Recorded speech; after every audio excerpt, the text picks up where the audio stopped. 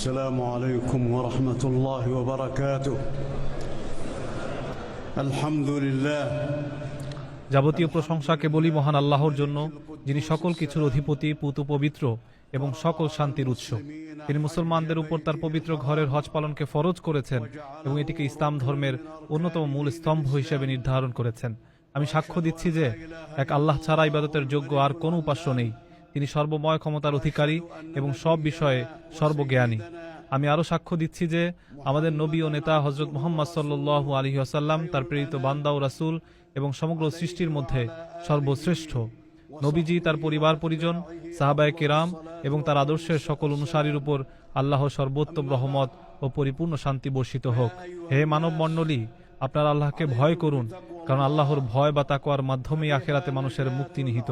পবিত্র কোরআনের সূরা হজের শুরুতে আল্লাহ তাআলা বলেছেন, হে মানুষ, তোমাদের রবের তাকওয়া অবলম্বন করো, নিশ্চয়ই কিয়ামতের প্রকম্পন এক ভয়ানক ব্যাপার। যেদিন তোমরা তা দেখবে, সেদিন প্রত্যেক স্তন্যদাত্রী মা তার স্তন্যদানকারী শিশুকে ভুলে যাবে এবং প্রত্যেক গর্ভবতী তার গর্ভপাত করে ফেলবে। মানুষকে তুমি দেখবে মাতাল সদৃশ, যদিও তারা নেশাগ্রস্ত নয়। বস্তুত আল্লাহর শাস্তি বড়ই কঠিন। তাকওয়ার অন্যতম দাবি হলো নেক আমল এবং পাপ বর্জনের মাধ্যমে কিয়ামতের দিনের জন্য প্রস্তুতি গ্রহণ করা। আল্লাহ তাআলা বলেন, এসব এ কারণেই যে আল্লাহই সত্য এবং তিনি মৃতকে জীবিত করেন এবং তিনি সব কিছুর উপর ক্ষমতাবান। আর কিয়ামত অবশ্যই আসবে, এতে কোনো সন্দেহ নেই। আর কবরে যারা আছে, আল্লাহ তাদের পুনরুত্থিত করবেন। আখিরাতের জন্য সবচেয়ে বড় প্রস্তুতি হলো তাওহীদ বা একত্ববাদ প্রতিষ্ঠা করা এবং একমাত্র আল্লাহর ইবাদত করা, আর আল্লাহ ছাড়া অন্য কারো কাছে প্রার্থনা না করা। যে ব্যক্তি আল্লাহ ছাড়া এমন কারো কাছে প্রার্থনা করে যে তার কোনো ক্ষতি বা উপকার করতে পারে না, সেটি সুস্পষ্ট পথভ্রষ্টতা। আল্লাহর সঙ্গে কেউ শিরক করলে তার অবস্থা এমন হয় যে সে যেন আকাশ থেকেই ছিটকে পড়েছে, অতঃপর পাখি তাকে ছোঁ মেরে নিয়ে গেছে, অথবা বাতাস তাকে অনেক দূরের কোনো জনশূন্য স্থানে নিক্ষেপ করেছে। ইমানদারদের মূল ভিত্তি হলো আল্লাহর একত্ববাদ।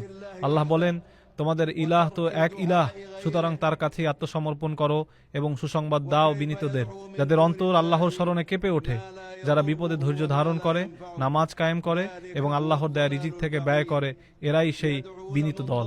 ইসলামের মূল স্তম্ভগুলো হলো আল্লাহর একত্ববাদের সাক্ষ্য দেয়া, হযরত মুহাম্মদ সাল্লাল্লাহু আলাইহি ওয়াসাল্লামকে আল্লাহর রাসূল হিসেবে মেনে নেয়া, নামাজ কায়েম করা, যাকাত আদায় করা, রমজানের রোজা রাখা এবং আল্লাহর পবিত্র ঘরে হজ করা। এসবের পাশাপাশি আল্লাহকে ভয় করার নির্দেশ দেয়া হয়েছে। আল্লাহ বলেন, যে ব্যক্তি তার রবের সামনে দাঁড়ানোর ভয় রাখে, তার জন্য রয়েছে দুটি জান্নাত। আল্লাহর আনুগত্যে ধৈর্য ধারণ করতে হবে এবং তাকদীরের উপর বিশ্বাস রাখতে হবে। আল্লাহ বলেন, নিশ্চয়ই ধৈর্যশীলদের তাদের পুরস্কার দেয়া হবে অগণিতভাবে। এর সঙ্গে আল্লাহর দেয়া নিয়ামতের শুকরিয়া আদায় করতে হবে, কারণ তিনি এসব নিয়ামত আমাদের ব্যবহারের উপযোগী করে দিয়েছেন। মহান আল্লাহর সৃষ্টির কিছু শাশ্বত নিয়ম রয়েছে, যা বিশ্বাস করা এবং এর থেকে শিক্ষা নেয়া প্রত্যেক বান্দার কর্তব্য। আল্লাহ তাআলা ঈমানদারদের রক্ষা করেন এবং কোন অকৃতজ্ঞ বিশ্বাসঘাতককে তিনি পছন্দ করেন না। আল্লাহ তার সাহায্যকারীদের অবশ্যই সাহায্য করেন, কারণ তিনি সর্বশক্তিমান ও পরাক্রমশালী। ইতিহাসে এমন অনেক জালিম জনপদের কথা বলা আছে, যাদের আল্লাহ ধ্বংস করেছেন এবং তাদের বাড়ি ঘর, প্রাসাদ ও কুয়াগুলো বিরান পড়ে আছে। জালিমদের ছাড় দেয়া হলেও শেষ পর্যন্ত তাদের আল্লাহর কাছেই ফিরে যেতে হবে। মহান আল্লাহ তার বন্ধু হযরত ইব্রাহিম আলাইহিস সালামকে মানুষের মধ্যে হজের ঘোষণা দেওয়ার নির্দেশ দিয়েছিলেন। আল্লাহ বলেন, মানুষের মধ্যে হজের ঘোষণা দাও, তারা তোমার কাছে আসবে পায়ে হেঁটে এবং সব ধরনের কৃষকায় উটে চড়ে বহুদূর থেকে, যাতে তারা নিজেদের কল্যাণের স্থানগুলোতে উপস্থিত হতে পারে এবং নির্দিষ্ট দিনগুলোতে আল্লাহর দেয়া চতুষ্পদ জন্তুগুলো জবাই করার সময় তার নাম স্মরণ করতে পারে। দূর দূরান্ত থেকে হাজিরা এখানে সমবেত হয়েছেন কেবল আল্লাহর সন্তুষ্টি অর্জন ও সওয়াবের আশায়। তারা এই পবিত্র ঘর এবং পবিত্র স্থানগুলোর সম্মান রক্ষার্থে এখানে এসেছেন। আল্লাহ বলেন, পবিত্র মসজিদ যা আমি নির্ধারণ করেছি সকল মানুষের জন্য, হোক সে স্থানীয় বা বহিরাগত, যে ব্যক্তি সেখানে জুলুমের মাধ্যমে সীমালঙ্ঘন করতে চায়, আমি তাকে যন্ত্রণাদায়ক শাস্তির স্বাদ আস্বাদন করাবো। তাই ইবাদতের জন্য আল্লাহর ঘরকে সব ধরনের শিরিক ও অনাচার থেকে পবিত্র রাখতে হবে, শুধুমাত্র তাওয়াফকারী, রুকু ও সিজদাকারীর জন্য। হজের এই পবিত্র স্থানে সব ধরনের পাপাচার, ঝগড়া বিবাদ এবং রাজনৈতিক বা দলীয় স্লোগান সম্পূর্ণ নিষিদ্ধ। এখানে একমাত্র আল্লাহর প্রতি আনুগত্য এবং রাসূল সাল্লাল্লাহু আলাইহি সাল্লামের সুন্নাহর অনুসরণই কাম্য। যে ব্যক্তি আল্লাহর নিদর্শন সমূহকে সম্মান করে, তা তার অন্তরের তাকওয়ারই বহিঃপ্রকাশ। হজের এই বিশাল সমাবেশে মুসলমানদের পারস্পরিক সম্প্রীতি, ভালোবাসা, সহযোগিতা এবং সহমর্মিতা ফুটে ওঠে। ভাষা, বর্ণ ও দেশের ভিন্নতা সত্ত্বেও এখানে সবাই এক তালে ইবাদত করেন। হাজিদের উচিত গরিব দুঃখীদের খাবার দেয়া এবং কথা ও কাজে উত্তম আচরণ করা। আল্লাহ বলেছেন, তোমরা মিথ্যা কথা থেকে বেঁচে থাকো। আরাফাতের এই ময়দান অত্যন্ত মর্যাদাপূর্ণ।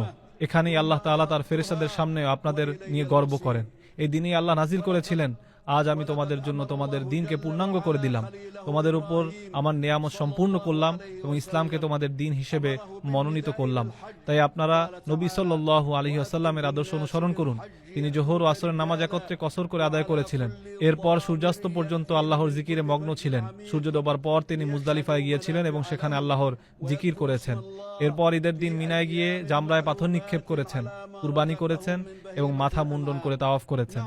মহান আল্লাহ আপনাদের মনোনীত করেছেন এবং ধর্মে কোনো কঠোরতা রাখেননি। তিনি আপনাদের মুসলিম নামকরণ করেছেন। তাই আপনারা নামাজ কায়েম করুন, যাকাত দিন এবং আল্লাহকে দৃঢ়ভাবে আঁকড়ে ধরুন। তিনি আপনাদের উত্তম অভিভাবক এবং শ্রেষ্ঠ সাহায্যকারী।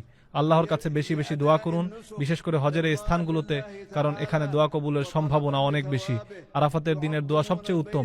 নবীজি সাল্লাল্লাহু আলাইহি সাল্লাম বলেছেন, আমি এবং আমার পূর্ববর্তী নবীদের শ্রেষ্ঠ দোয়া হলো লা ইলাহা ইল্লাল্লাহু ওয়াহদাহু লা শারীকা লাহু লাহুল মুলকু ওয়া লাহুল হামদু ওয়া হুয়া আলা কুল্লি শাইইন কাদির।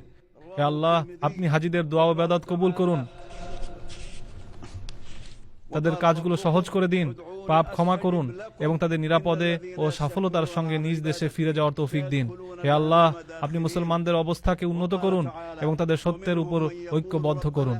হে আল্লাহ, আপনি পবিত্র দুই মসজিদের খাদেম বাদশাহ সালমান বিন আব্দুল আজিজ এবং যুবরাজ মোহাম্মদ বিন সালমানকে আপনার পথে কাজ করার তৌফিক দান করুন। তারা আপনার বান্দাদের জন্য যে সেবা ও সুবিধা প্রদান করছেন তার উত্তম প্রতিদান তাদের দিন। হে আল্লাহ, আপনি আমাদের দুনিয়া ও আখিরাতের কল্যাণ দান করুন এবং জাহান্নামের আগুন থেকে রক্ষা করুন। নিশ্চয়ই আপনি দ্রুত হিসাব গ্রহণকারী। প্রবাসীদের জন্য নির্মাণ হচ্ছে দেশের প্রথম স্মার্ট সিটি, যেখানে থাকছে স্কুল, মসজিদ, হাসপাতাল, সুইমিং পুল, হেলিপ্যাড, পাঠাগার, জিম, সুপারমার্কেট, শিশু পার্ক সহ সকল নাগরিক সুবিধা। মাত্র 30 লাখ টাকা বিনিয়োগে মিলছে আকর্ষণীয় ফ্ল্যাট। প্লাটিনাম ইনভেস্টরদের জন্য ঢাকা বিমানবন্দরে ভিআইপি প্রোটোকল সুবিধা। বিস্তারিত জানতে যোগাযোগ করুন স্ক্রিনে দেয়া হোয়াটসঅ্যাপ অথবা ইমো নাম্বারে।